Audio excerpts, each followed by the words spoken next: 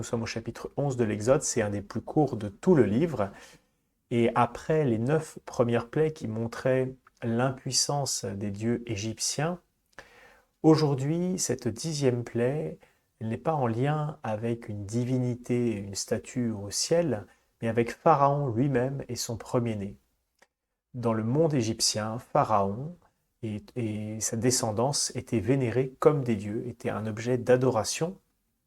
Et donc, c'est la puissance même de Pharaon qui est remise en question. La sentence peut paraître très dure et un peu injuste. Rappelons-nous seulement que Dieu n'a pas commencé par cette 10e plaie. Il y a eu les 9 premières plaies et même un avertissement au chapitre 4. Rappelons-nous, au verset 22 du chapitre 4, Moïse disait « Tu diras à Pharaon, ainsi parle le Seigneur, mon fils premier-né, c'est Israël. Je te dis, laisse partir mon fils pour qu'il me serve, et tu refuses de le laisser partir, eh bien moi, je vais faire périr ton fils premier-né. » On voit qu'entre cette annonce et sa réalisation, il y a eu ces 9 avertissements successifs de la part de Dieu, et le cœur de Pharaon s'est à chaque fois endurci.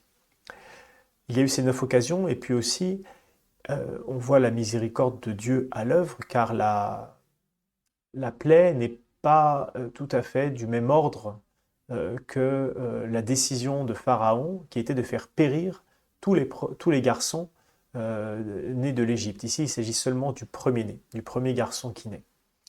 Donc il ne s'agit pas exactement d'une rétribution au sens strict. Ce chapitre nous montre que Dieu est miséricordieux parce qu'il avertit, il prend patience.